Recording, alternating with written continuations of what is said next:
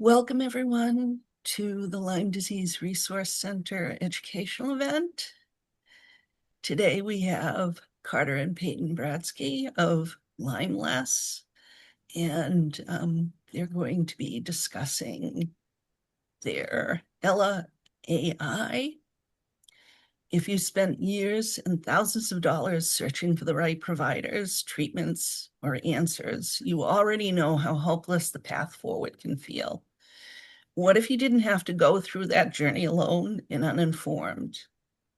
After navigating Lyme plus themselves, Carter and Payton Bradsky came to the conclusion, shared by many in this community, no single doctor or textbook holds all the answers for this disease. The patients living it do. And the best way forward is to learn from each other's experiences. Payton, Carter, thank you so much for joining us today. Thank you for having us, Maria. It's a real pleasure, and we love the work that you do. So we're honored to be a part of this education series. We're excited to get started. Be a good conversation. Awesome.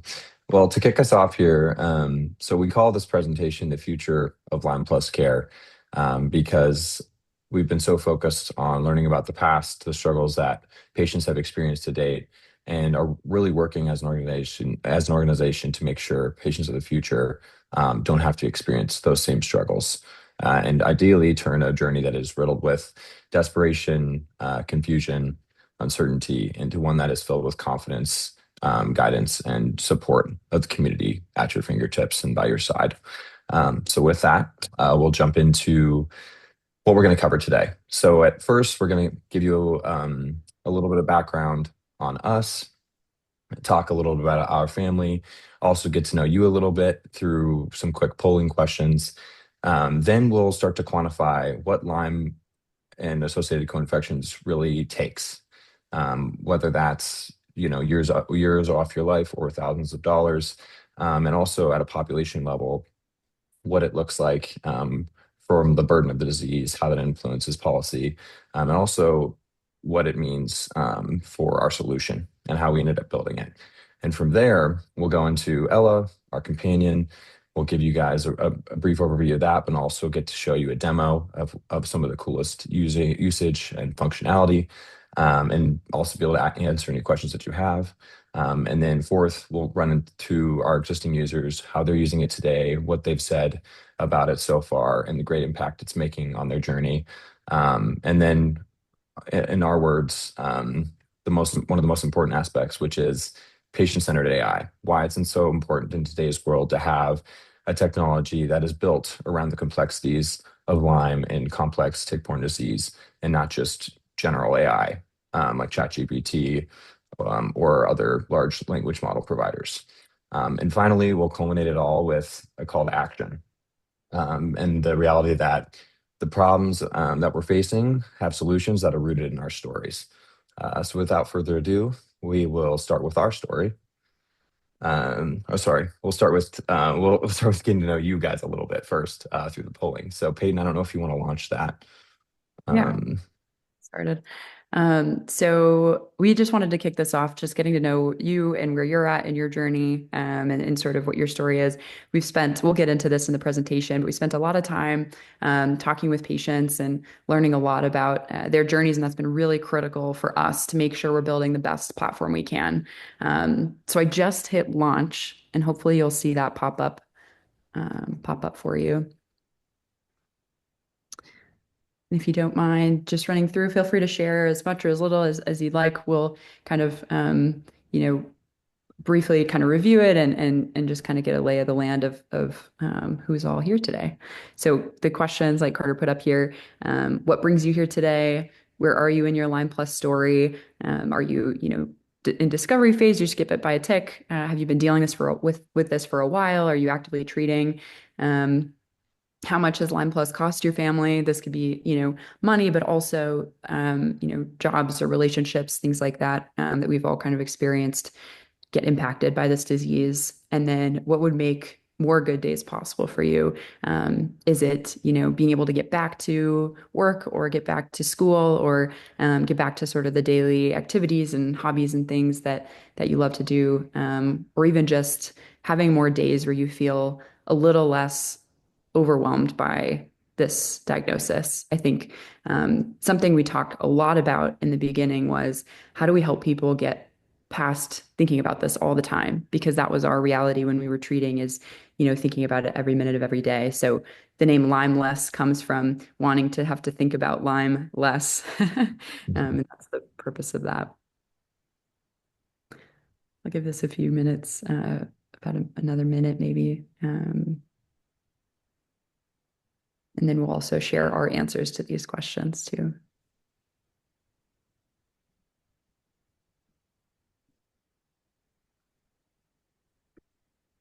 Yeah, as a host, I'm not able to answer the questions.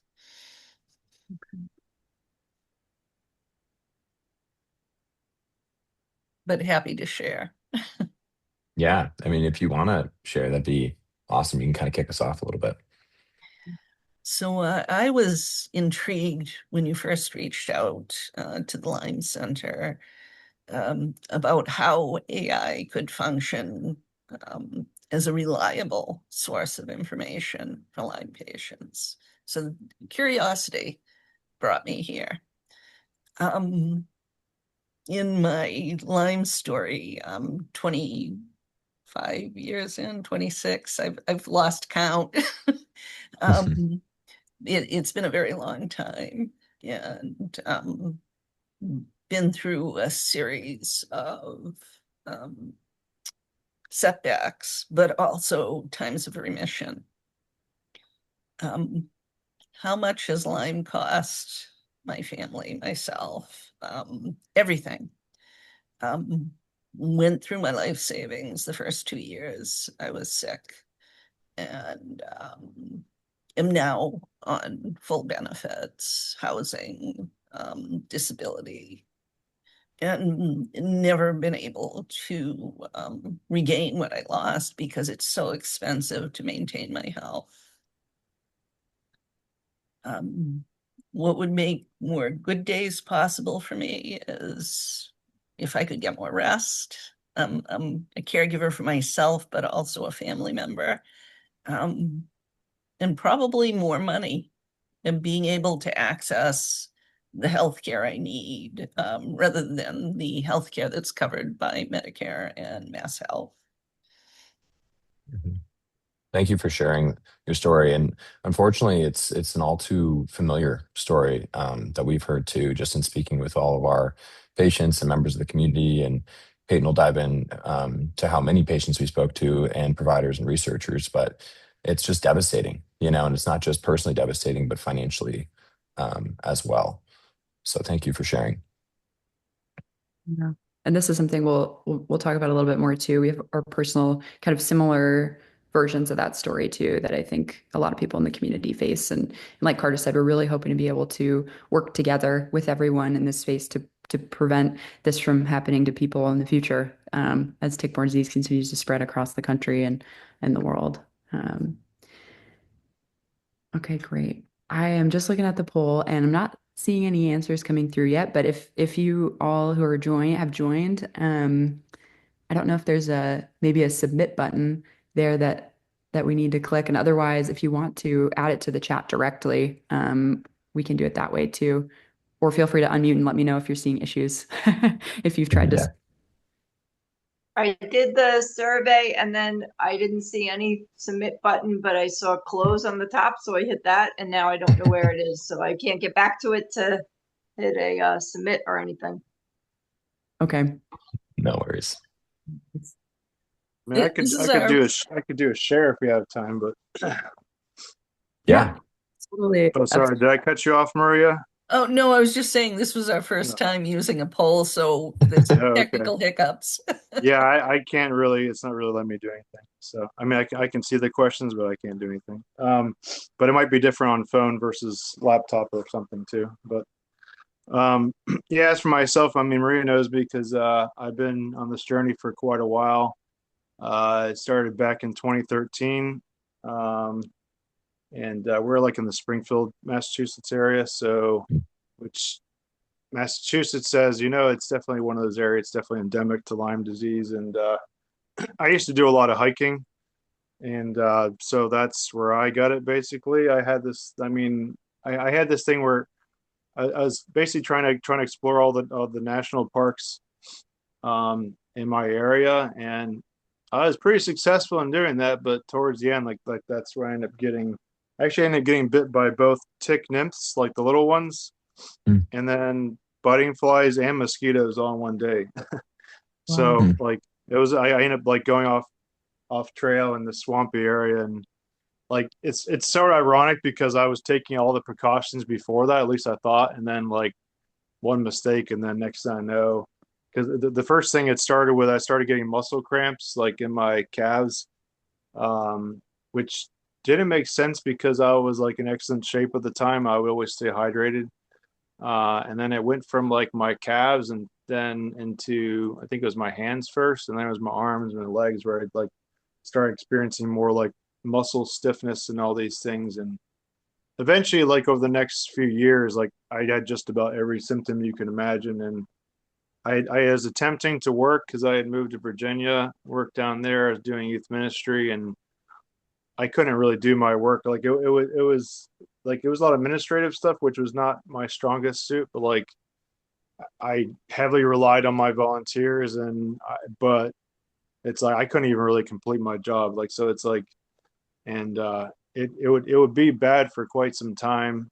But I've been thankful that I've had supportive community, and I've been some good doctors and treatments, and I don't know how many different things I've been through, but like I know that like different ones have been effective, even some like the non-traditional treatments. But like my mainstay has always been like my diet, and also like the herbal regimen, kind of following after Stephen Buhner, Mm. the late Stephen Buhner.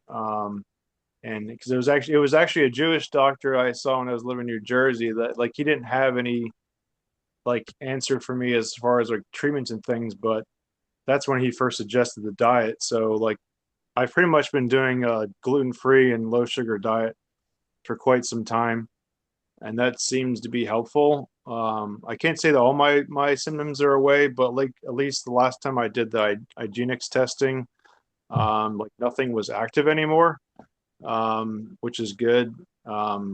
It just showed past indicators of having Lyme disease, and I also had mycoplasma pneumonia. I've had babesia. I've had Bartonella, and there were some other things. But the biggest thing I'm dealing with now is mold. So like Mm. that's just going through a mold treatment, and that's also important. So Well, thanks for sharing your story. I'll get into it here, but Peyton and I both have had similar co-infections, and I'm actually just went through a bout with mold, kind of still going through it. So I know how devastating that can be, especially when you think you've gotten past, this kind of complex chronic illness presentation. You have your Lyme or tick-borne disease flare-ups under control, and then you have a completely new, um, I guess you could say, attacker on your immune system that you have to learn how to navigate around and build your routines around again. So thank you for sharing your story. I know it's not easy, but people like you are what inspire the work we do at LymeLess. So Thanks for being here. And um, I'm sorry the poll didn't work, yeah. but um, if you're welcome to share, or we can continue here, and we'd love to hear your story too. Okay. So your questions were, why are you here? I'm just interested in the topic. What is this? Where am I in my journey? I'm like 59 now, almost 60. I've had symptoms since I was 13. They didn't start out like a total Lyme symptoms. It was more like probably like babesia and Bartonella type of stuff. And then each decade of my life, it was like more symptoms. And finally, when I was in my 40s, um, everything was so bad, I had to go on disability. So there's all the losses. I had to leave my career. I had to leave a steady job with the state where I was the director of a department at a nursing home. that I was at for 17 years. So there was Mhm. lots and lots of loss of friends, and never was able to have kids because of the exhaustion. And, it was a lot, a lot of loss. Um, we had to move out of the area we were in because it was too expensive. And, so it was just compounded loss and loss and loss. But I did get on disability, and, and so there's a big financial burden to all this, but there's also the emotional grieving of the career and the job, and grieving of what could have been, in my life. And so, now I have a lot of acceptance, but that took a long time. And so I've been out of work since 2016, and I've tried like every treatment. And a couple of years ago, my Lyme literate doctor finally retired. He was in his like late 80s, and he deserves a lovely retirement. I hope he lives many, many years. And but I it led me to trying to find other doctors, which was very difficult because it did not work. But that's tons of money for each of those first visits to find out that you're not clicking, or the person is recommending things that you think are crazy. So now I'm trying herbs now, and I have made progress, but I kind of plateaued. But that's all the loss, and where you're at with things. So it's a tough journey. I mean, I'm happy that the herbs have given me some energy. Have helped me with the 3 Bs that I have there. But yeah, there's lots of loss. But I'm connecting with some people now who have chronic illness, and that is nice, even though it's virtual connections, not in person. But so I'm glad you guys are here today. It sounded like an interesting topic that you were talking about. Thanks. Yeah, thank you. You covered some really great topics there too, especially what happens, right, when these providers that often took us years to find have to move on in their own lives, right? And we've talked to providers, learn their perspective and how they do feel a lot of pressure to maintain practicing because they don't know where their patients would go without them. And it's hard. And their knowledge that typically takes upwards of 10 years to really acquire through their own trial and error with different patients, all of a sudden going into the ether. And now you have to go find another private provider or hope someone else is going to invest their time and talents in the space and get up to speed. So something we'll address in the presentation as well, and potential for this technology to hopefully bridge that gap. So you can find more providers that are knowledgeable in how to treat these conditions. But Payton, did you have anything else to say before we moved on? Yeah, thank you for sharing your story, Susan. Really appreciate it. And it's a testament again to, how much there is to solve here, and how much we're hoping we're able to help support with this technology, and sort of the movement, and what we're trying to build together alongside patients. So yeah, thank you so much. Thank you both for sharing your stories. Awesome. Yeah, and since you did that, now it's our turn. So bear with us here. It truly is, a family affair. It really kicked off back 11 years ago in 2015 with our mother. At first, at the time, I was, 15 years old, 15, 16 years old. Peyton's 17, 18. We were just moved from our hometown in South Dakota down to Arizona. So as a kid and a teenager in those years, the only thing you're focused on is, okay, finding new friends at school. Where do I sit at lunch? Everything inside my own universe, right? And it wasn't until I realized, the absence of my mom in just the day-to-day activities, where she was such a critical component of our family. Not only was she the emotional support backbone, but she was also the one who, made all of our meals, was the one who picked us up from school, the one that we could constantly go to in our moments of fear or insecurity. And gradually over time, she started to wither away. She wasn't at all the dinners. She wasn't able to contribute. And it led us to start to question, mainly me too, like, oh, is something going on? Right. And as a good parent always does, they are able to shield their kids from a lot of the trauma they're experiencing in their lives. Right. And at the time, they did enough of a good job for a while there where we didn't think anything of it. But eventually it was too hard to ignore, where she was eventually within months completely and totally bedridden. And come to find out a couple of years later, as we got older and they shared the story with us, that she'd been going through the medical odyssey that so many of you had just shared, right? Where you're going to see doctor after doctor, trying to figure out what's going on within the insurance covered care system. For us, we were down in Arizona, so we thought we had access to the leading minds on Lyme disease and tick-borne disease at Mayo Clinic. It led her to have taken over 100 tests and see so many doctors, which ultimately led to different misdiagnoses, and eventually the conclusion that it was all in her head and she just needed to do more yoga, which who else has heard that here before?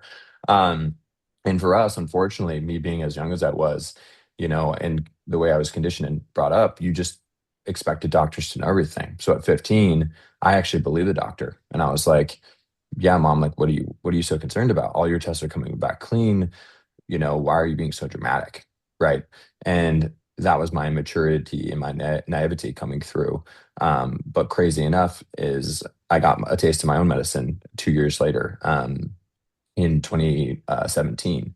But before we jump into in that story, the crux of how we ended up finding out it was Lyme is just as wild, because my mom, who had gone through multiple years at this point of navigating the journey, was lucky enough to actually bump into a Lyme literate provider at my high school graduation in 2017. And it took her bumping into that individual, talking about her treatments, or excuse me, her symptoms, and her being like, oh, hey, I have a resource, I have a provider for you in Northern California you should go see, because it sounds a lot like Lyme disease.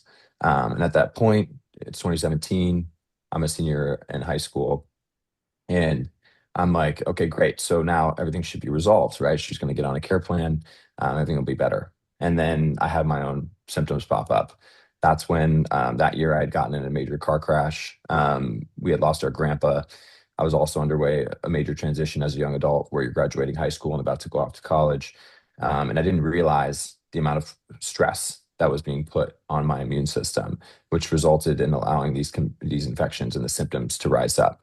And for me, that meant debilitating depression, anxiety, but also memory loss, brain fog, dissociation, things that you just should not be experiencing at 17, 18 years old when you're on track to go play college sports and a very healthy individual otherwise.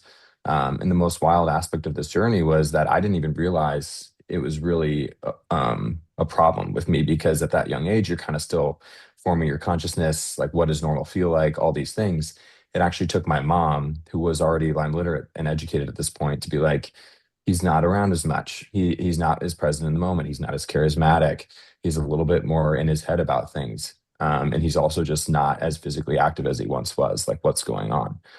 And because of her, she was actually able to direct me to that provider she was able to found, who was able to get me diagnosed with the 3Bs, which was Bartonella, Babesia, and then Lyme disease. And because of her ability to connect the dots in such a quick and fast way, I was actually able to reach remission in just over 2 years of combination antibiotic therapy with herbal support. But that didn't come without its own version of challenges, being a freshman in college and not wanting kids to know that you're sick, and kind of managing a separate full-time job on the side. So that's my story. And it could have been much worse had my mom not been there to be with us every step of the way and informing my next steps in a way that I could feel confident about. Payton, I'll hand it over to you to share yours. Thanks. Yeah, so Carter kind of gave some background on our mom. I think I'll just chime in a little bit more there too. I just gone to college, and I'm the only daughter. We have two other brothers, so it's me and three boys. And so I was kind of her girl that she would call and talk to when she wasn't feeling well. And it was really hard to see her going through this. And like Carter said, we had so much confidence in the medical system at the time that we really thought she'd find answers. And so that was my first taste of, I like to be a problem solver. I went to school for engineering, and I was sitting there trying to help her through this, trying to find resources, and felt very, very at a loss. It was really, really challenging as a kid to watch your mom go through that. And then, I'm turning around trying to kind of be her support system like she'd been for us for so long, and can't, because the resources just aren't there, and the doctors aren't helping. So, Carter went through his symptoms for a few years, and I was trying there to help him too. And I think both of those experiences kind of helped me understand when I started to get sick, what was ahead of me. So in 2019, I was a senior in college, and my symptoms kind of came up all of a sudden. Similar to Carter, I had a really sort of strong, looking back, strong physiological stress that triggered this to come up. I had come off a week of really intense school, finals, pulling all-nighters. I'd gone on a ski trip. I'd picked something up, so I'd gotten sick. A ton of things compiled over the course of a week. My parents came to school for a parents' weekend, and I'm so glad that they were there because that weekend I went to stay with them at their hotel, and I woke up in the middle of the night feeling like I'd be sick. And then I woke up on the ground to my mom on the phone telling the EMTs that I had just had a seizure. And so I kind of jump started this whole new health story for myself, thinking that I had had a seizure. I had gotten diagnosed with epilepsy at the time, and that was a really scary diagnosis. I was just coming out of my, coming up to graduation and about to start a job at Google. I'd studied software engineering. I'm an intern there, and so I was really excited about this, career opportunity. And now I'm taking anti-seizure medication that prevents me from being able to really think and function. It was an unbelievable feeling and really scary for me at the time. And then on top of that, I was doing all sorts of tests where, an EEG where they hook you up with a bunch of wires, and EKGs and chest X-rays and MRIs and all of these things, and none of them came back as epilepsy. So we had these two confounding diagnoses of, okay, we're diagnosing you as an epileptic because it's a liability, basically. If you're having seizures, we need to make sure that we can prevent that. And you need to take this medication. But at the same time, none of the testing that they did pointed to that diagnosis. And so we were in a situation again, like we were with my mom, 4 years prior, of these things don't match up, and it wasn't making sense to us. And so we knew to push back. And so I ended up going to the same doctor that my mom and Carter did for getting a workup for Lyme disease and Bartonella and Babesia. And I was positive for all three. And then ended up doing some more testing with neurologists to throw out the epilepsy diagnosis because they had ultimately found that what I was experiencing weren't seizures. They were really extreme fainting episodes that looked like seizures. So it was a really interesting space, and it was really scary for a few months, not knowing sort of what my future was going to look like. And this highlights again with both of your stories too, or all three of your stories, that these things can manifest so differently across patients, and they can be so devastating in so many different ways. And something that we found going through this was no two stories are the same. And so I spent the next 4 years going through treatment. Honestly, it felt like it got harder, right? Because symptoms get worse, new things come up that I had never experienced before. I started to get hives when I would work out, which was really stressful for me because that was one of my only outlets. And my body just wasn't behaving like I expected. And so we went through about 4 years. Things that worked for my mom and Carter didn't work for me. And so I was in a space where I was really frustrated and felt like, am I going to get through this like they did? Am I going to heal? Because they had success and I didn't with these things. What's the future look like for me?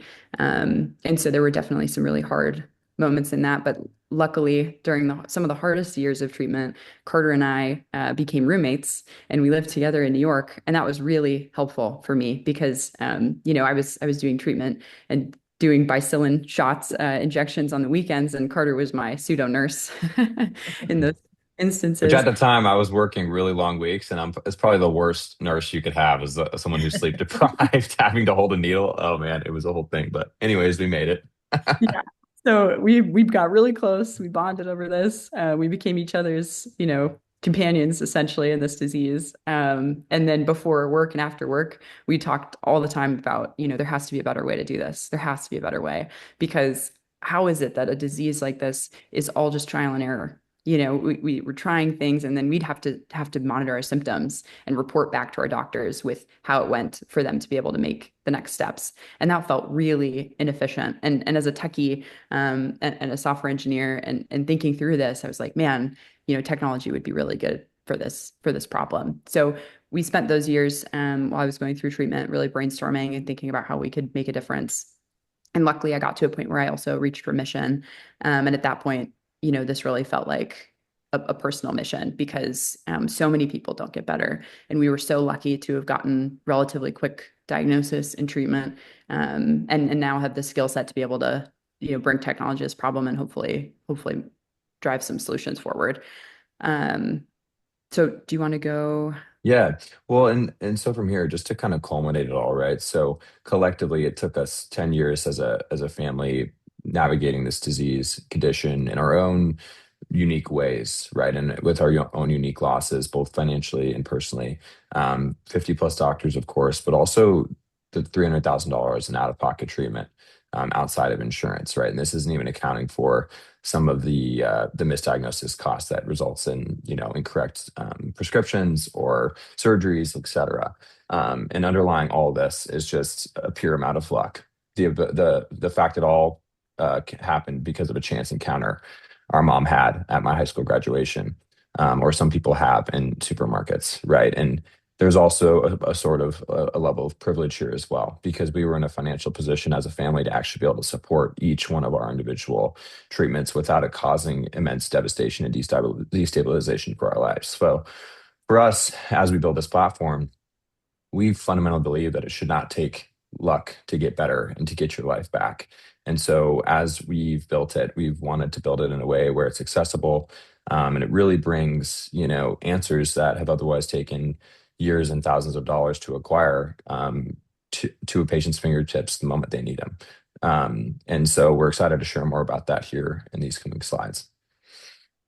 Yeah, so those were long stories, so we'll kind of speed it up a little here. But ultimately, this really gave us our why. This is our purpose. I think we were both talked a lot about how we wanted to, find purpose in our work and something to work on. And as hard and as devastating as this was, I think a lot of people end up finding a lot of purpose in now helping other people and trying to make a difference here. So our mission at LymeLess is to revolutionize the way the world treats Lyme Plus by learning from the unique story of every patient. And that's sort of what we'll kind of demonstrate over the next 30, 90, 60 minutes, however long this.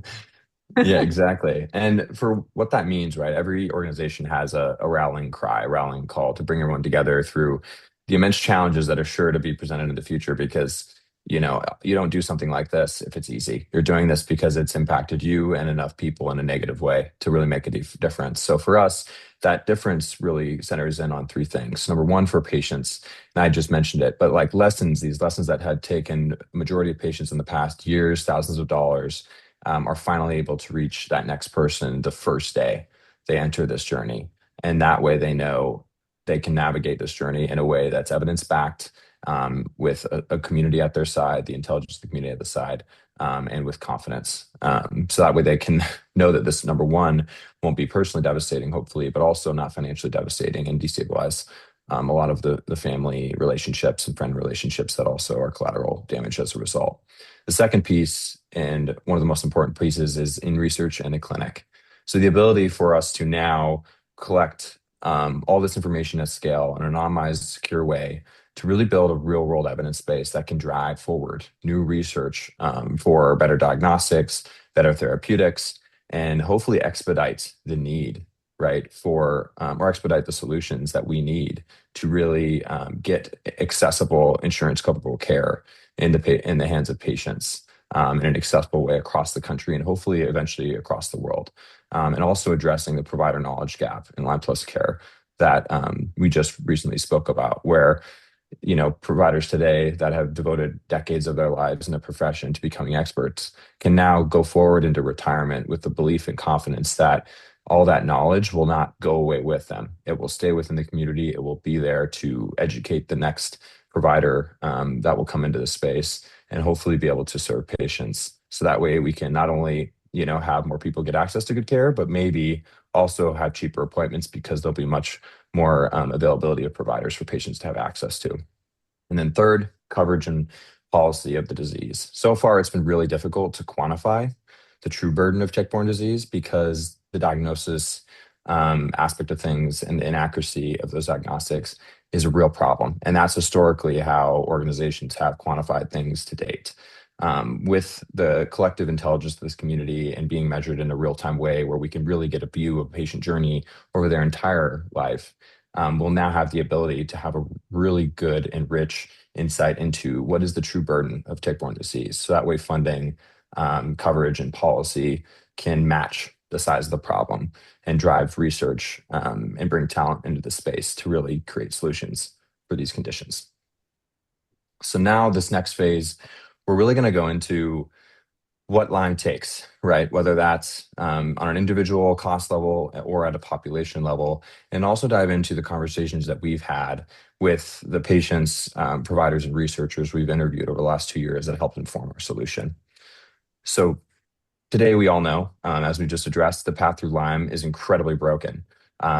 You typically are supposedly supposed to have a tick bite. A lot of people have not seen it, or the typical EM rash does not appear, but only in 40% of cases. I know for our family, no one in our family had actually saw a tick bite. And therein lies one of the biggest problems from the bite to symptom and to then diagnosis gap, because you all of a sudden have this random myriad of symptoms pop up that masquerade as different conditions and have no idea that it could tie back to a small bite you got from a nymph the size of a poppy seed. And in that, you start the odyssey of searching for answers. This can lead to different diagnoses across different providers, misdiagnoses like Payton experienced with epilepsy. And ultimately, hopefully, once you completely rule out everything else, you're starting to hone in on, okay, this could be tick-borne infection or disease. But now at that point, you're still within Western medicine and you're experiencing a lot of poor testing results, or maybe 1 or 2 bands that are positive. That leaves just enough room for doubt that mainstream medicine providers dismiss them. And now you have this concept of gaslighting that's going on where you're uncertain about your next steps. The third step of doctor after doctor, because you're not willing to take no as an answer. You know your truth, you're contrarian in your truth. It's a superpower of a lot of Lyme Plus patients, especially our mom. And that's something that we wish to empower with our platform, but also empower them with the tooling and the evidence needed to actually have informed conversations with doctor that maybe aren't as educated on this condition. But unfortunately, in today's world, that leads to these misdiagnoses, the mounting bills, and things that eventually will lead its way to, okay, we've finally achieved a diagnosis. But at this point, now you have to have providers take it seriously because you've built up enough confidence now that this is what it is, because you're the most educated person about your own condition. You're the most empowered stakeholder. But this is when insurance drops off, and this now turns from just a medical problem into a financial life and relationship problem.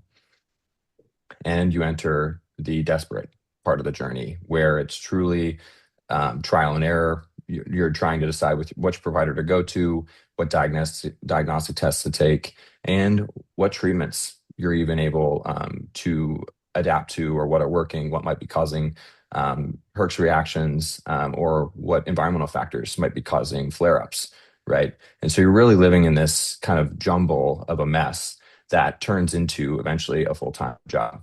And that, paired with also trying to be low stress, focus on your health, can be completely overwhelming. And that causes you to lose any additional relationships that you might have had.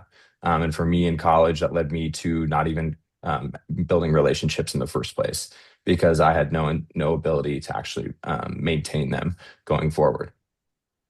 And unfortunately, the stories we shared with you from our family and your own are not unique, right? So over 72% of people with this illness and this collection of illnesses have been told at one point or another by doctors that this illness does not exist. It was stress, mental illness, aging. It's all in your head, right? Just do more yoga, as my mom was told. No one knows what to do. We talked about the importance of finding the right doctor. It takes roughly 5 to 7 doctors to even reach one that might have answers for you and be willing to partner with you on this condition. And I say partner because it's incredibly important that not only does the provider work with you and have an open mind, but you as a patient have to have one as well, because the condition itself is so complex that you need 2 minds constantly paying attention to the nuances and how your symptoms are fluctuating, what treatments might be working, to really make sure that you're on the most optimal path to getting back to health. And the third thing, which we've all mentioned, is it takes everything. especially with Maria's story. The fact that you lose a job, Payton almost lost her dream job of Google. That she worked years and years and years to build up the knowledge and acceptance to get access to it, and now everything's up in the air because your life is devastated. If you're like me, you have cognitive symptoms where you can't even operate and function, and also the fact that you lost that work, you're now entering one of the most financially stressing parts of your life ever, where you're paying anywhere from $5,000 to $50,000 a year out of pocket to navigate this journey, sometimes much more, based on what we've heard from our patient community. So this is truly, unfortunately, not an abnormal journey. This is the status quo, and it's why we're here and what we're here to change with our platform. And of course, as I mentioned, this all comes down to having an immense amount of luck to overcome it, and privilege as well. And that's not okay.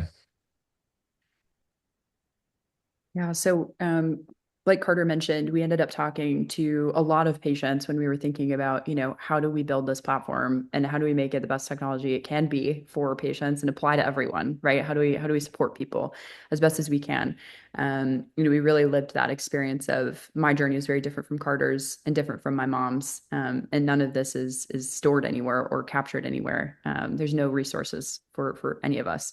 So we spent some time talking to patients, clinicians, researchers, and I'll dig into that a little bit here. Go ahead and click the next one, Carter. Perfect. Gotcha.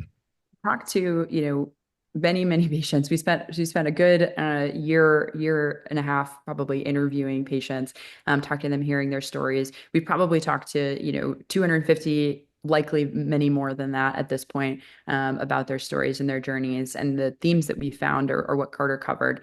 Managing everything is a full-time job. Patients really have to get to a point where they're able to handle all this or have someone in their life that can. And that's a really challenging part, because on top of managing everything, you also are dealing with brain fog, symptoms, fatigue, all sorts of things that make it even more challenging. Second from that is, trial and error burns money. It burns hope. It's really a difficult thing. And like I mentioned, I was really in the middle of that with my treatment and feeling like I'd hit a dead end and maybe would never get to a point where I felt 100%. And that was a tough thing for me. And I went through sort of a mourning period trying to really, process that. And I think I'm so lucky that I was able to continue trying new doctors and getting to a point where I found treatments that worked. But so many people get stuck, sort of plateaued in their treatment. And that's something that we're hoping to be able to support, breaking through that barrier. And third, as Carter mentioned, again, patients are dismissed. And that's a tremendously difficult thing emotionally to deal with on top of everything else that's going on. You're left to figure it out alone. And that can be really devastating. From talking to clinicians, we learned a lot from hearing from the ones that know how to treat and have a lot of confidence in treating and have wait lists of patients. And it took them a really long time to get to a point where they felt like they could make a difference for patients, where they had confidence in what paths they were taking and built mental models for how they would address if a patient was responding one way or another. A lot of them have patients walking in with binders and lots of medical history. And so that's why those first appointments are so expensive and they take hours. And it's super taxing on a patient and a doctor to be going through everything. But every piece feels like it matters, right? Especially, when you don't know what the answer is, you never know what piece is going to reveal the next steps. And so that's a really strong signal that we heard from a lot of these doctors.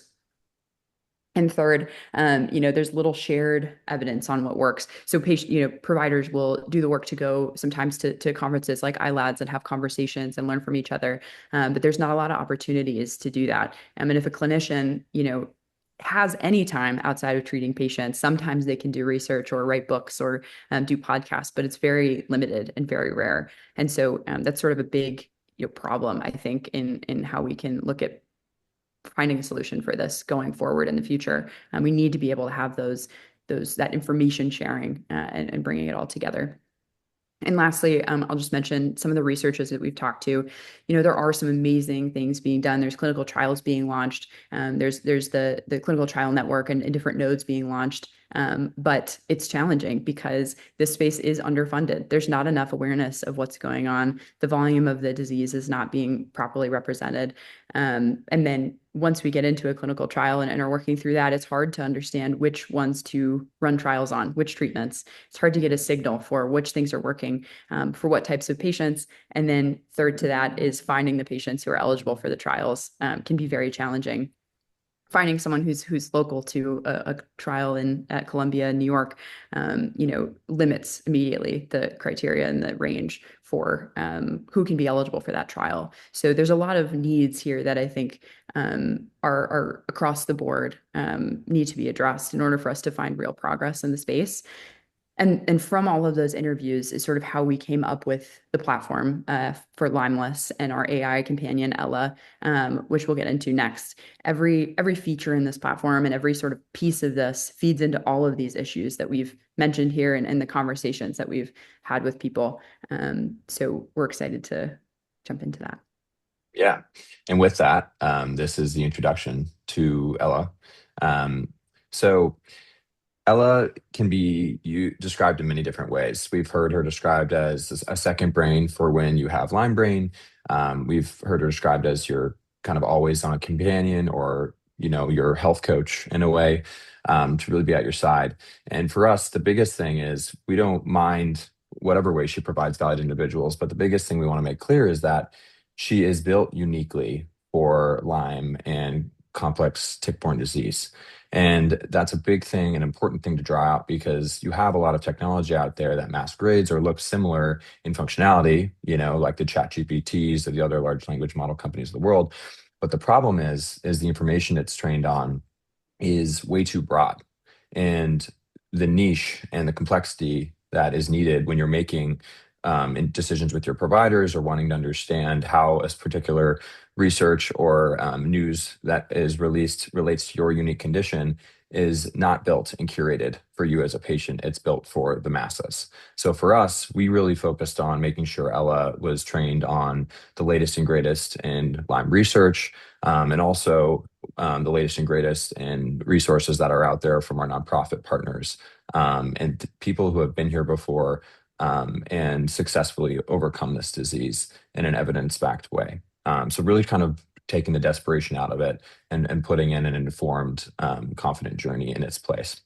And what's cool about this is, Ella's at the center of it, but it really comes down to 4 key feature sets. One is, the treatment checklist, which we all know, if you're familiar with Lyme disease, that the first appointment, Susan, as you said, every first appointment is not only really expensive, but also incredibly comprehensive, where you're going over your entire medical history and you get a laundry list of to-dos after that appointment, whether it be the different blood draw you have to do, stool testing, or all the different herbals and antibiotics or treatments you just got prescribed, some of which have to be taken with or without food, 2 hours away from each other. All things that, for me personally, as a cognitively challenged patient, when I was going through my care, there was no shot I was going to remember that, especially if I was also trying to masquerade myself as a normal college kid, where I wasn't taking pills in between meals or in between classes, or I didn't want people to see that. So we made it really, really easy by giving Ella the ability to actually intake a screenshot of that post-appointment care plan and really organize it with your approval, of course, human in the loop, in a way that takes into account the pulse schedules, takes into account the titration up and down of certain treatments, and then also takes into account the side effects or what can be taken with or against certain other treatments as well. So all things that will be shown to you here in the coming slides, but this is just a nice little introduction to that. The second piece of this is really identifying the patterns, right? We know as a Lyme patient, you have symptoms and flare-ups and Herx reactions, and it's hard to kind of delineate, what is what's causing what's improving what treatments are actually working. And not only are you investing a lot of time to get yourself organized if you're an A+ patient, but you're also probably trying to figure out, okay, do I need to buy this bottle of supplements again? Or like, do I need to discontinue it? And hopefully find a more efficient way to that optimal care plan. So for us, we made it really easy for you to engage with Ella to do a daily check-in, where you can literally just have a conversation with her about what your symptoms are.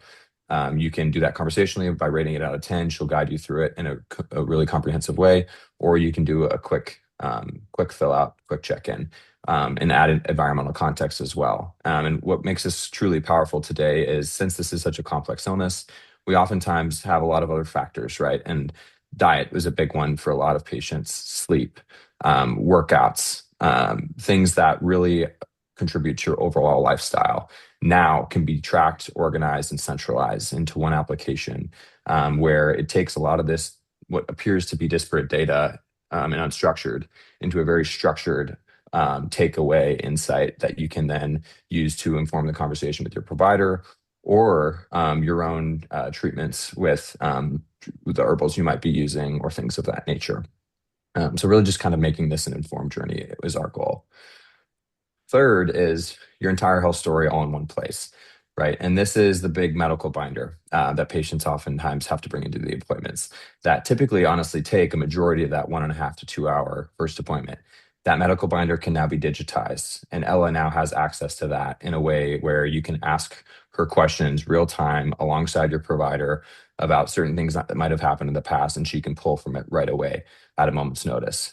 She also has the ability to summarize record as you upload it, and also have that context in mind for when you might have a symptom flare up, or you're about to approach your doctor's appointment and you want to make sure you're prepared for it. These are all things where, since Ella is essentially operating as a second brain alongside your own, you really do have a partner, you have a mother like we had, that can really help guide you along this journey in a way that makes you feel much more confident, less overwhelmed, and hopefully get you better quicker in the long run. And fourth, I alluded to it, but really walking in prepared with these doctor's appointments visits, helping, yes, your Lyme litter appointments, but also maybe your acute care PCP appointment where you're doing an annual checkup, you're in remission, and you want someone to be able to have an understanding of what really was your Lyme experience in an evidence-backed way, instead of this is what it made me feel like, or some higher level things that we can do our best to try to remember. Now Ella can actually remember exactly what you took, when you took it, how long you were getting treated, and what the ultimate outcome was. So that way you can inform not just your current care plan, say you're in active treatment for Lyme disease, but also post-Lyme, and how that could be impacting future health decisions. So that all is culminated in what we call a warrior report. And that warrior report is basically a summary of the stated time period you pick, of all the symptoms that you might have experienced, how they fluctuated, any correlations or causations between the treatments you were on and those symptoms, and also the environmental factors that might have caused them to flare up, or any Herxheimer reactions that might have resulted as well. So really communicating in a way too that your doctor understands and can trust, to help inform their decision making and get you to that optimal care plan quicker. And as I mentioned, this is where it gets easy, is Ella's at the center of everything. So you can pretty much function all this through her chat, other than the warrior report, which is a quick button tap outside of it in the insights tab. But we really have used her as the enabler for all these complex workflows. So that way it's seamless, it's easy, and it's something that takes something off your shoulders as a patient, as opposed to adding one more thing to your to-do list. Awesome. Okay, now for the exciting part. I get to do the demos. Hopefully these are able to be seen. Oh, good. It kind of blows it up. So I'll kind of narrate while we walk through these. This first demo is walking through a check-in. So what I did here is just verbally logged a check-in with Ella, telling her about symptoms, what time it happened, some information, not necessarily anything too structured, but giving her information to then let her kind of follow up and build on this. So I don't know if you can zoom in a little bit, Carter, on this, but it's okay if not. Can you guys see okay, Stephen? And It's a Yeah, little I can see it small. because at least on my side I can zoom in too. So Okay. Okay, Can you hit that I'll full? keep going here. I can try. It doesn't. I'll Not keep sure if it narrating. works. That's okay. Yeah, keep going. I can keep narrating. So she goes ahead and asks for ratings out of 10, walks through all the different symptoms that I mentioned, make sure to capture each thing that I talked about. I also mention, add that I couldn't catch a full breath walking up the stairs this morning. So she'll keep track of that context. And something that I think is really important to call out here is it's not just about, a symptom and the number. It's about the context too. And that's something that AI does a really great job of being able to allow us to speak naturally and talk about all of these different things and then capture that. Because, a headache, tracking a headache in general, is not as useful as saying, I had sharp pain behind my eyes. It was, X out of 10, or I had, tingling at the base of my neck, which was a really common symptom for me. I mean, it was always hard to describe it, but there were always different kind of ways that tingling would manifest for me. So we tried to make this as dynamic as possible, in order to allow her to capture those details, because I think that's where we get sort of the nuance, that the providers are interested in. Go ahead, Carter. So this next part I asked was, can you tell me how I've been doing over the past month? So like Carter mentioned, Ella has access to everything in here. So when we're tracking treatments, we're tracking symptoms, we're tracking different information, environmental factors, Ella can pull all of that together and synthesize it for you into a summary, to be able to have a quick reflection of how everything's been going. She also mentions, the consistency and intensity of this picture is worth taking seriously. So the symptoms, and sort of this demo account was a patient that's not diagnosed yet. They're recording symptoms with Ella. They're talking about different things, but they don't have a diagnosis. So Ella's saying, has anything changed recently? New stressors, sleep environment, or has this been relentless? I followed up with another question here. It is, have you noticed any patterns to when my fever and chills show up?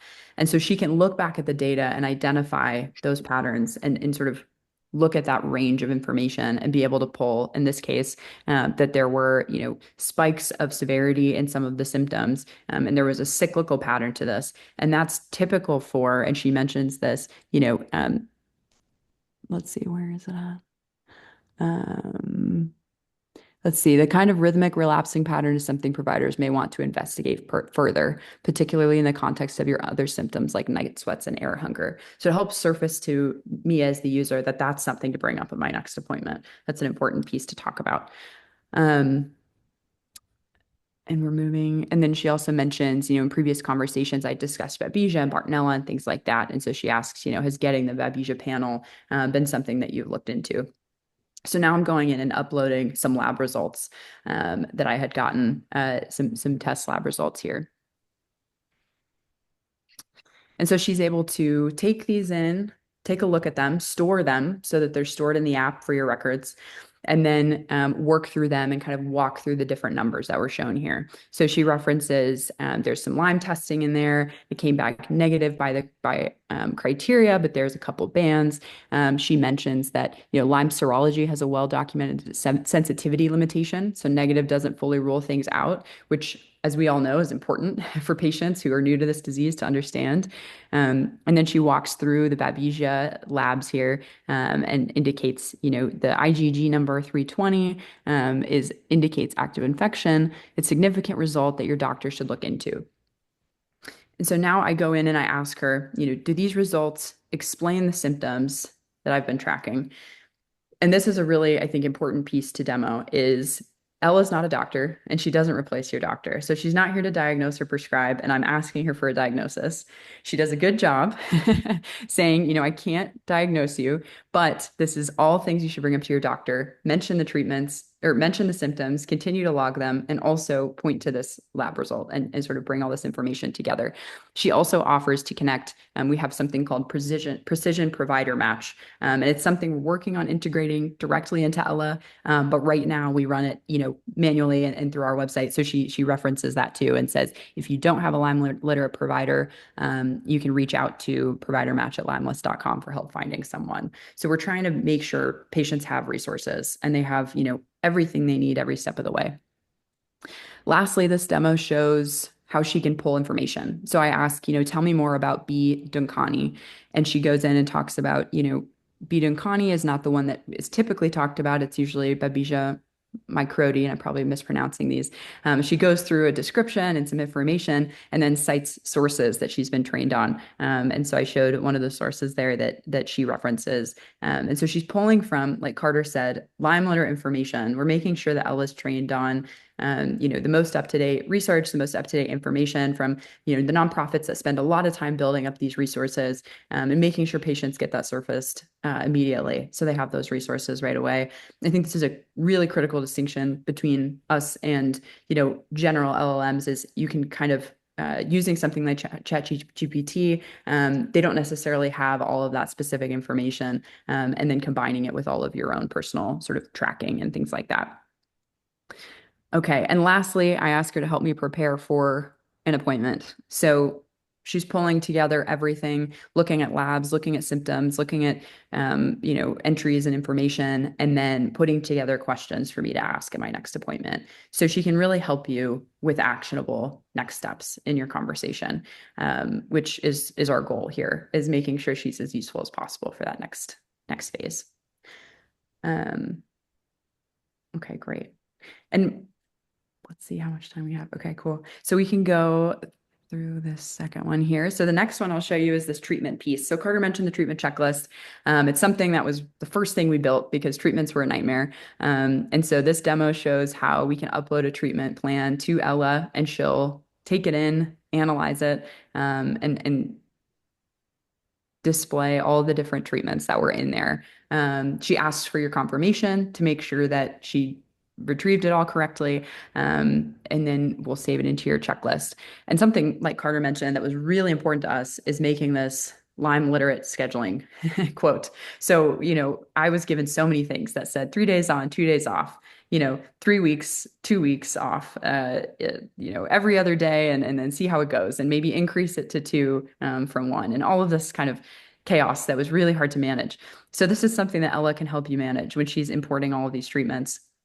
She's taking these in, we just hit save. So I'll go back to the treatment checklist, and we can see here that for artemisinin, for example, if you want to pause it, Carter. Yeah, sorry. For artemisinin, for example, she was able to schedule it to be 4 days on, 3 days off, and she's handled that for you. So now you'll get notifications at the time you're supposed to take the treatments. You can come in and check those off your checklist. Another cool thing about this is within this, we've also got it tagging the symptoms that are relevant. So in this case, a lot of these are related to the babesia treatment. And so we've got things tagged for the different symptoms that relate to babesia and those treatments tied to it. This was something that, we've heard from a lot of patients that it's helpful for them to know what treatments they're taking and why. Sometimes doctors will, they would give me something and say, this is for your stress, or this is for your brain fog. So it's helpful for me to know when I'm taking this thing or skipping this thing, that symptom might be related. It's something too that when we, I don't think we show it in this demo, but when we, you have the ability to tap on a symptom and see those treatment correlations when you link the two. So if you link a treatment to a symptom, you can see, okay, I started this now, and this is how the symptom trended during the duration of me taking that treatment. Lastly, in this demo, I'm having them add something manually. So I said, can you add melatonin as an as-needed treatment? I had a lot of those as a patient, lots of detox protocols and things that I needed to take as needed. And so Ella can help you manage manipulating those, adding them, talking about them, making sure you have all the information. And then there's a separate tab here called the as needed tab where you can just log doses. And so ultimately logging all of these things just helps make sure Ella has all of the information possible. I asked some questions about it. Is it a problem I'm taking magnesium? Should they be taken together or spaced out? She responds with a response about that and some resources. And so she's really just built to help kind of navigate these types of questions and management. Okay. And then the last question's around, how does this plan connect to my symptoms? So she's really got access to everything in the app. And I think that's what makes this super powerful. Mhm. The next one, Carter. Okay, perfect. Okay. third one, this is a quicker demo. So this is a view of our insights page. This is where you can come in and see how your symptoms are progressing. If you tap on the symptoms graph, you can go in and see individual ones, how they've been trending, change different intervals, and see how treatments, when they're started and stopped. So it gives you sort of a data-backed view if you are someone who is more data oriented and you want to see the graphs instead of just asking Ella. We also have something called Ella Insights. So after a certain amount of check-ins, she'll be able to generate insights like this. And this is really exciting because it gives just a glimpse into how you've been progressing over a certain period of time. So she's talking here about, the most striking pattern is the cyclical nature of your chills and fever episodes. You've clocked those every 4 to 5 days. Here's what they've looked like. This is a hallmark of parasitic infections that replicate in synchronized waves, not typical viral illness or burnout. So it's an important kind of note that this is not necessarily just a sickness that you're dealing with, a viral illness. She also talks about the air hunger pattern that we talk through in my symptoms and post-exertional crashes that are predictable. So I do errands on the 5th and I collapse on the 6th. I have activity on June 24th and then I crash on the 25th. So talking about sort of correlations and different patterns and how I've recorded what's been going on. And these are things as a patient, you start to learn how to keep track of this. But Ella's built to make it so you don't have to be thinking about it all the time. You can just check in, tell her what's going on, and then not have to think about it again, which was a big deal as a patient for me. Lastly, there's a recommendation section. So she talks through, talk to your doctor as soon as you can because of these symptoms and how they're presenting.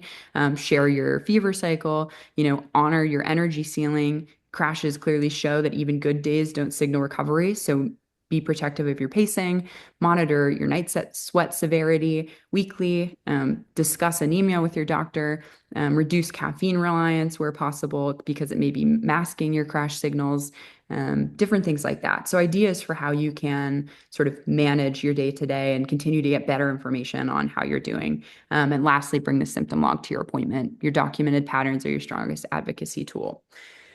So again, built to be a resource, built to give you ideas for what to do next, because it is such a daunting journey. And then the last demo we'll run through here quickly is what Carter mentioned, preparing for appointments. So one way you can do it is through Ella. She can summarize all of your history. She's got information on, past conversations and things. So if I'm walking into a new appointment, I can have her, provide this for me, generate it, talk about, we have 5 months of undiagnosed illness. It talks about my family history that I've uploaded. It talks about my penicillin allergy. It talks about, I follow a gluten-free and dairy-free diet, no active treatments, things like that a doctor might want on an intake form. It talks through my labs that I've uploaded and then symptom tracking. And so it's just a quick view of information in case you're walking into an appointment and you need some bullet points to discuss or bring up. And then I asked for questions that I should bring to the appointment, which we kind of saw in the previous demos. And then I think I ask it to put together sort of an overview. So Ella can put together an overview for your appointment in a chat format here. So you can copy and paste it and send it or message it or use it from this place. Or, and this demo will get to it, it can also present it in the Warrior report that Carter mentioned. So this is kind of an overview there. And then like he mentioned, when we go into the Insights tab, we can go up to the report and generate a report I'm doing for the last month. In this case, we're bringing in an Insights summary and treatment schedule history. And so I think when I do this demo, we didn't have any treatments, but it goes through and creates sort of a summary of what you've been discussing with Ella, a high level snapshot of what your symptoms are, the severity across physical, emotional, cognitive, some questions that you can ask your provider. It shows a sort of symptom chart of how the different types of symptoms have been progressing. So overall, physical, cognitive, emotional symptoms, how those have been progressing. It gives an analysis under each category of, my night sweats or, brain fog and what sort of correlations there might be or patterns. And then it highlights top 3 symptoms in particular so that a provider can see, for example, in the second graph, that there's a cyclical nature to those night sweats. So this was something we've designed alongside providers to make sure that it captures the things that are the most important to them, and includes a full treatment log when you're logging that too, with adherence, reasons you might have discontinued something, reasons you might have been skipping something, all the information that you put into the app, we try to summarize in a way that's useful to the doctor. Exactly. Yeah. Thanks for talking through all that, Peyton. Because at the core of it, true, is just it's navigating this condition is so complex, and there's different milestones that you want to have to get through eventually. And we talked a little bit about what it is like today.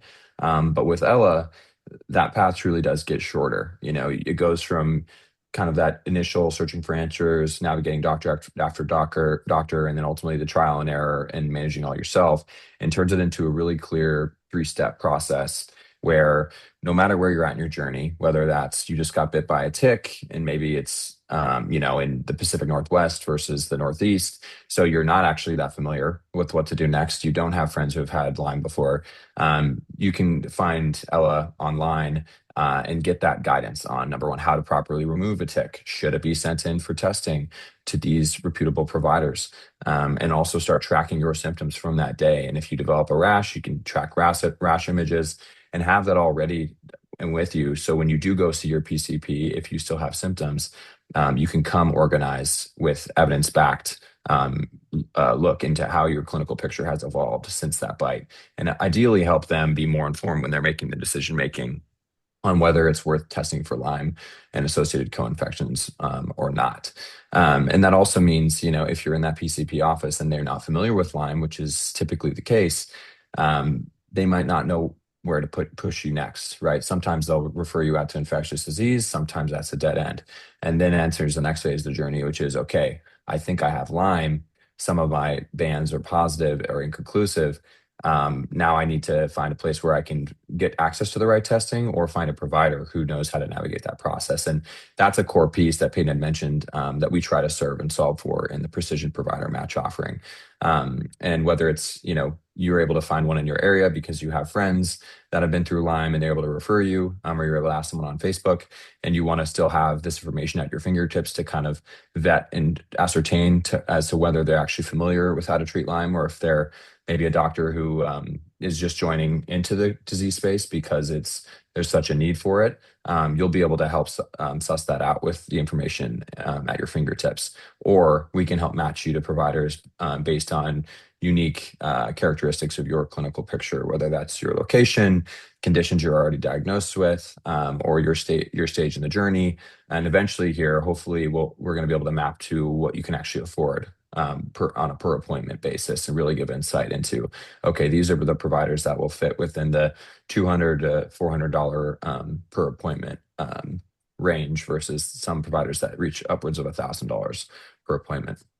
And then obviously the third step, really making it clear and confident in something that you can use that is now, or have an information and data to back your next decision. So you can make that investment decision, whether it's with your time or with your financial resources, in a way that gives you confidence and that you're doing what you can in the best way possible. Because I know for me, that was always something I was trying to figure out, even with my recent mold diagnosis, is, okay, mold's a little bit different than Lyme. Not all providers are experienced in how to treat it.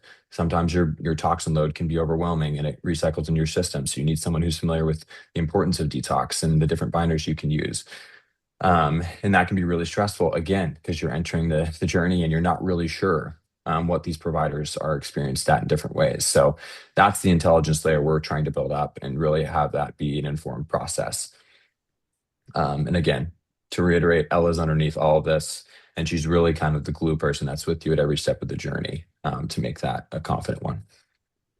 So here's where we'll do a brief dive into what our existing users are already saying based on how they've used it. We've been launched on the app stores since 2025, but have been building this since 2023. So we've actually had users with us since December 2023 who've been with us, trust me, through the thickest of thick in the platform, and how rough it was at the beginning to what you just saw on the demos today, and where it's headed in the future. But one of the biggest things that we are able to confidently say is that this truly does, by virtue of this giving more information to patients so they can make a better, more informed decision, they actually are able to save real time and money.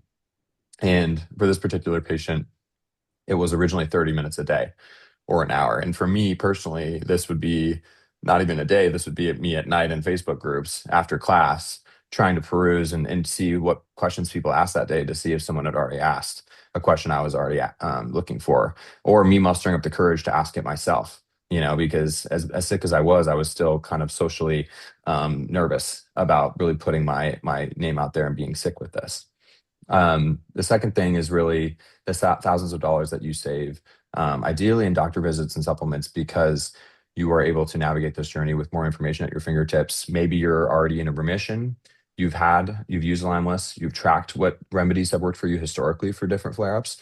So now you can ask Ella what's worked historically for you to manage a symptom that popped up instead of having to go back into your doctor. Um, and have them pay the $500 visit to get the answer that you yourself actually already possessed. And then this is just another thing around her value at $15 a month, and really always being available for patients. I'll go through these next ones. I know we're on the last 10 minutes, so we'll kind of breeze through these because I know we want a little time for questions at the end. Yeah. Go ahead and click through them, Carter. These are quotes from users. Came to the same hunch as my Lyme practitioner suspected. Real confidence we were on the right track. I haven't found another AI that understands Lyme as thoroughly. And LymeLess has more information on Bartonella than I found anywhere. And these are really exciting to see. As someone we've been building this and hoping that it would make the difference that it's making. It's been awesome to see this coming through. And then running through these last three, Ella will not judge you or find your questions too much. I never hassle my practitioner that much, but I can ask Ella anything. And it's actually helped me be hopeful about my health. So this is really exciting, kind of signals that we've seen that patients are really seeing some value from this. I'll go over this briefly, but it's really an important piece that Carter mentioned before, this concept of patient-centered AI. So we've talked about this a little bit, but the difference between, a general use AI tool and something like this is we've made sure that this is extremely private and secure and built to protect you as a patient and your health information. A lot of these general, AI platforms don't necessarily have those protections in place. And so that's something we've been very careful to have built into this platform. Your personal health data is yours. It's stored securely and it's never sold. And this is all grounded in Lyme Plus clinical research and shaped with Lyme literate clinicians, not the open internet's misinformation. So we're really focused on making this as good as it can be as technology for patients, because we've gone through enough. we need something we can trust and rely on. And so we're also always here for feedback and always here for your thoughts and ideas. If you decide to use the platform, we're constantly learning from our patients and trying to make this better. Absolutely. And really the trust thing I really want to highlight too is, we want to be the associated faces with this platform. So if you do have any questions, concerns, you can contact us directly and get a response same day. And to be that transparent and accountable to you as patients and as our users, because it's that important to us, that you're enjoying the experience and you're confident in its functionality. And the sixth or part 6 of this, and then really to bring it all together, is really at the core of everything, right? Our patient journeys. And we talk about that in our mission. We talk about it a little bit in the beginning. We introduced all of our stories, right? A lot of us will be fortunate enough to get better from this condition and move on with life, and ideally not have to interface with it again. And that's the hope, right? But there's a lot of really, really, really rich knowledge in that journey through those hard lessons that you had to go through that could be directly beneficial to the next Lyme patient or the next tick-borne disease patient. And so there's a really unique value about sharing our experiences through this platform in an anonymous way. So that way, who knows, someone, whether it's in the future when we're expanding internationally, someone in Europe or someone in Asia who's now experiencing Lyme could learn from a journey of someone from, Jen from San Francisco, California, and what doctor she went to, maybe what remedies worked for her, and things that she can then use to inform her discussion with her provider in her particular region. And it's a real opportunity for us to give patients of tomorrow a head start on this journey, and experience this journey in a way that we keep reiterating, but is a confident one, and that's evidence-backed and informed, so patients don't have to be the FDA of their own body, and really are navigating this in a safe way. Through this too, the collective insight, right? We talk about it at the patient level a lot, but also at the provider and researcher level, which Payton will get to in our next slide. And then the head start I mentioned, right? Really democratizing access to the insights that are hidden behind these $100,000 functional medicine journeys, right? Patients today will get a lot of this information on Facebook or ask around, or they'll follow different influencers on social media. The problem is there's a lot of misalignment, and we don't know. The patient that might be responding to your question on Facebook might not have the same clinical picture as you, in a lot of ways. And so inherently, there's just a lot of risk when you take those recommendations. But you can't fault the patients that are desperate, because they have been discarded by the mainstream medical system. And they're desperate. So they're willing to put the risk out there and put their body on the line to try to get better, at the hope of getting better. Now we're giving them hope, as a community, but we're going to do it in a much safer and evidence-backed way. And the big thing here is to nail down is this is truly a movement. It's going to take all of us to really sound the alarms that are needed to make a difference in Lyme disease. And so even though our individual self can feel small in the grand scheme of things, you could really be the missing experience or journey that someone else needed to skip years of searching, and skip years of desperation and lost family relationships, and financial devastation. Yeah, so all this Carter's talking about, we call it community intelligence. And the idea is bringing all this information together to then support future journeys, patients, clinicians, researchers. And so I can walk through that quickly. Patients, like Carter mentioned, patients having it in their hand as soon as they need it. This is something we're working towards as we get more and more users and more stories. We'll be able to then bring more insights that say patients like you saw success with this, and that's what we're building towards. Second thing, providers. So we're looking at, how do we help more doctors know how to treat Lyme effectively, building out clinical decision support tools and information that they can leverage in real time with the patient that walks in the door with certain symptoms or certain ways that they're presenting with certain treatments. Third is researchers. So helping them find those therapies that they should be investing in for clinical trials, helping them reach more candidates for these trials that are actually eligible, and helping kind of connect the dots between all of the pieces to move research forward. And then lastly, policy. Carter mentioned this in the beginning, but bringing all this data together so we can truly quantify the burden of Lyme and what it looks like on a larger scale, identifying, why this needs more funding, more coverage, more awareness, that we all know it needs, and actually bringing the data to that picture. The end of the day, again, our big message here is the answer to these problems live in our stories. That's our belief, is that together we can all solve this problem, but we have to find a way to kind of bring it all together, work together. And I think, technology is the way that we've found that we can do that. Perfect. So to finalize things here, for being an attendee at this webinar, we're really excited. We're going to offer you 3 months of LymeLess that you can use and give it your best shot. We'd love to hear your thoughts, and if it actually improves your journey and the way you're experiencing it today, you or others.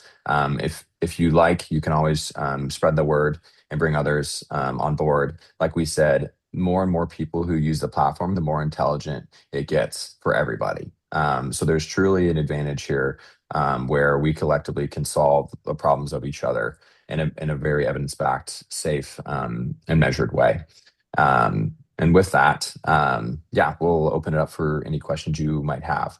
And thank you for being here. Thanks again, Maria.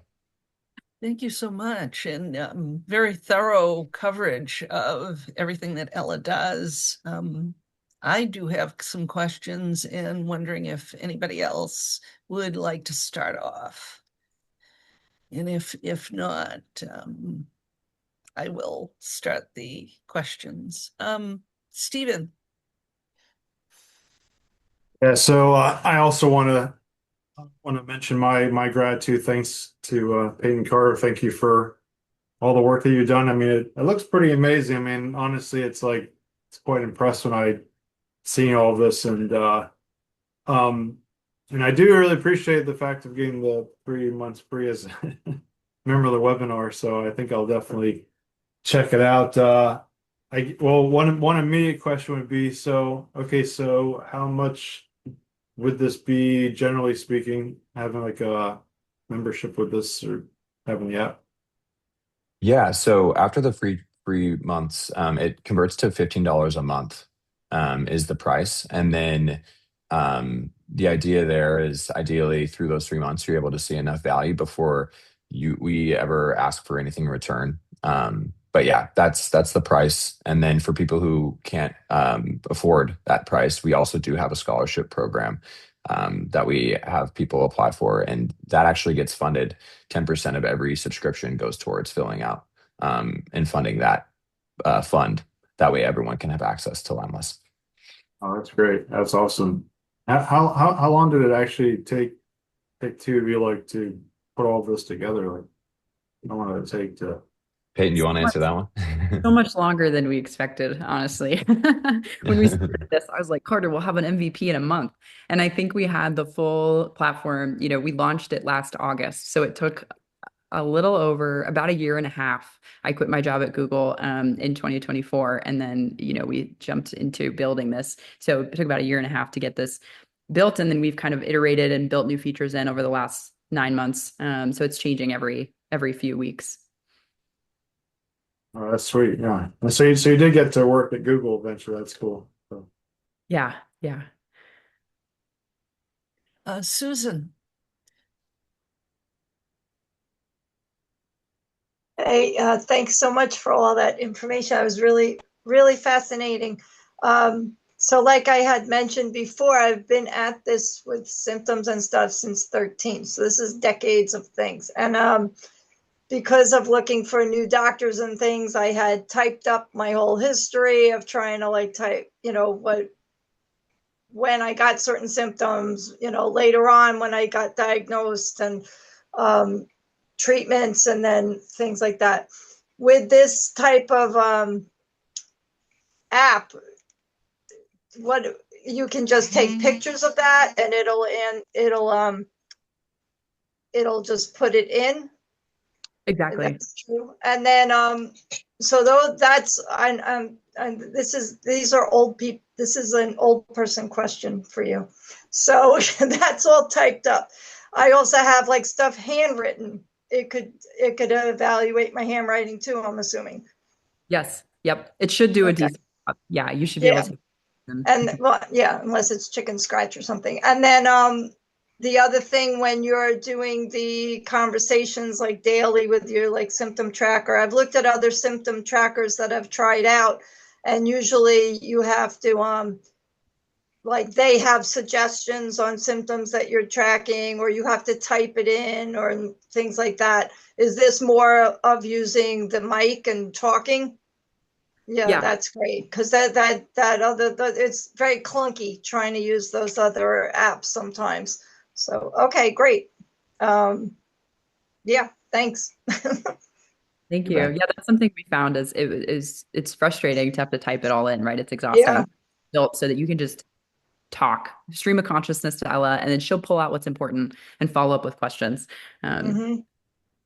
Yeah, Okay. and eventually we talk about the recommendations too, and where she turns from a kind of a companion to an actual health coach, and that's when the recommendations are actually able to be actioned, and you can add them, and she can actually send you push notifications or texts to remind you to drink water or put your phone away before bed, because that helps prevent flare-ups the next day. So we're building towards that with certain partners at different hospitals, and the goal is to really have that be something where it's truly kind of more proactive instead of what the technology is today, which is more you reactive and you engaging with it. They can proactively reach out to you, or it can proactively reach out to you to help you stay on track. thanks, Susan. I have several questions. Is there a desktop version? Not today, but that's on our list. It's on our feature list. So it's helpful to know if that's something you're interested in. We'll keep. Absolutely. And I think there are clients that don't use their cell phones because of EMF exposure, but they have a setup with their computer that is safer for them to use. And it would be a big asset to a lot of patients. Awesome. And the other question was, you talked about working for Google. Will this connect up to Google Calendar or another calendar app in order to give you reminders? Another great question. Yeah, that's something we've been toying with and figuring out what the best integration would be. It does send you notifications as is. So the app will send you reminders to take medicine or take your treatments and check in with Ella today. And then we'll build out the support for reminding you to do different recommendations, habits, things like that. But the calendar integration is something we've been thinking about. So I'd love to follow up and talk more about it because we'd love to tease out how that should be built. And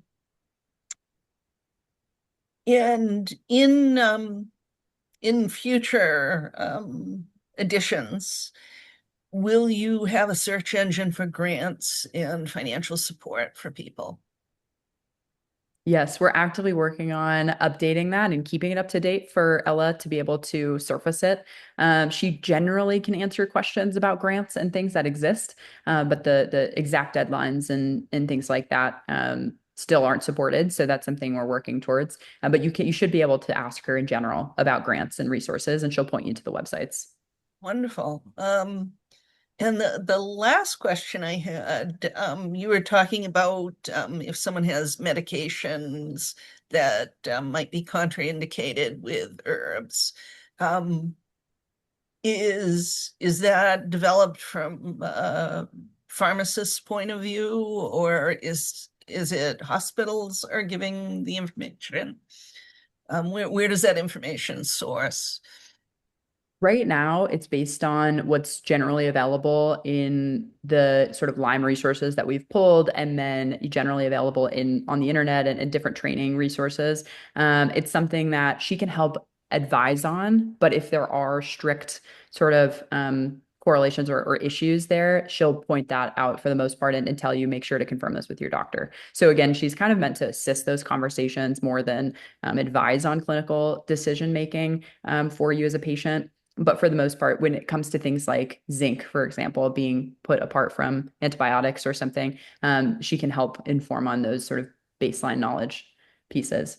I usually tell our clients, go to your pharmacist before going to your practitioner because the pharmacist has greater resources and more information. A lot of times the doctors, they're trying out the newest protocols, and they don't necessarily have all the background or have the time to research the background. That's a great point. And pharmacists are pretty available too. I think you can mostly just call the pharmacy and ask those Oh, questions. walk in. Yeah. Yeah, that's a great point. So those are my questions. Stephen, Susan, any further questions? Well, I was just going to ask him how to get this started, but then I see the QR code, so I'm going to try this out. Awesome. And Perfect. we'll email the code for the free 3 months right after this call. We can send that to everyone who's registered or everyone who's here. And then we'll also look at following up with a code that you can share with friends if you want to have kind of bring people on that way too. That was going to be my next question. Thanks. Susan.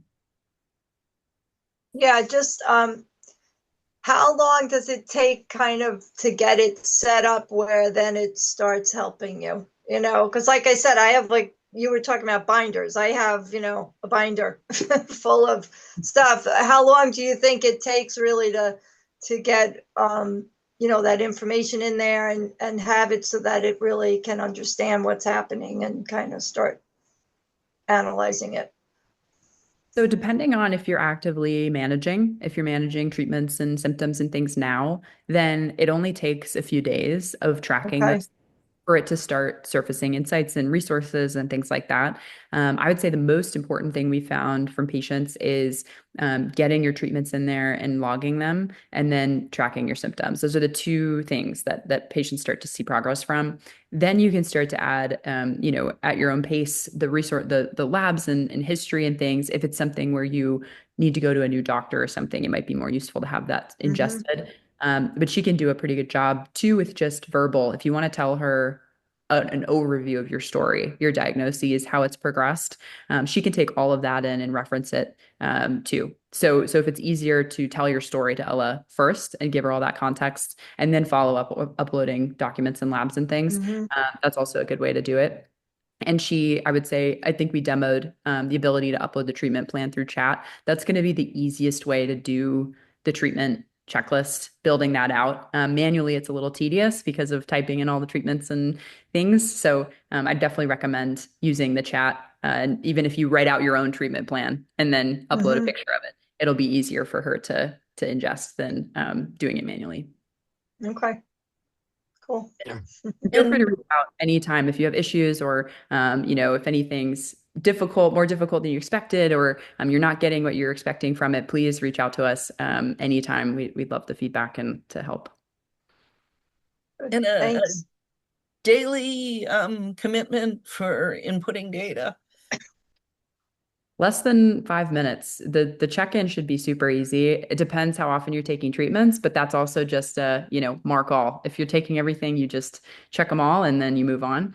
So it should be very quick. Yep. Yeah, I'm a current user of it, just with my mold illness, and I typically check in once at morning, once at night, and it takes about 30 seconds. And again, you have the ability to click a mic and just speak for context around a symptom or where you're at in that particular time of day. So it's super easy to input that information.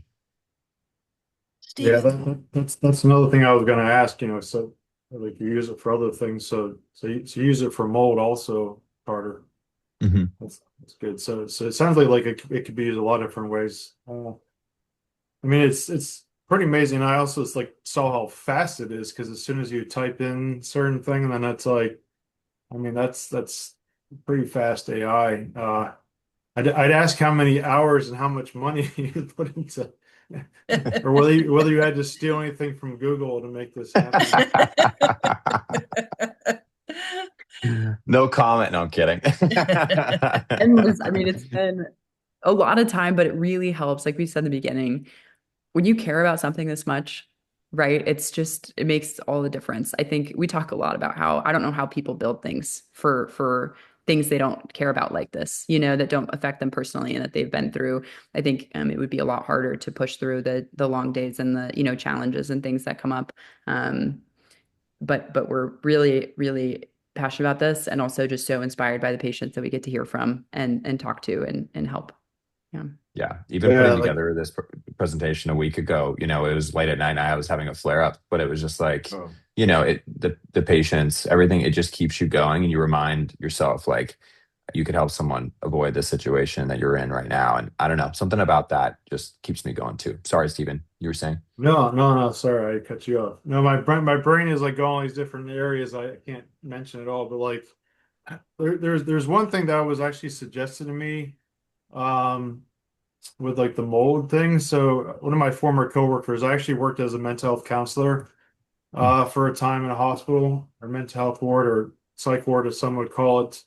And one of the nurses, I think it was her boyfriend, he works environmental kind of things, but he suggested, or she suggested using a ozone generator.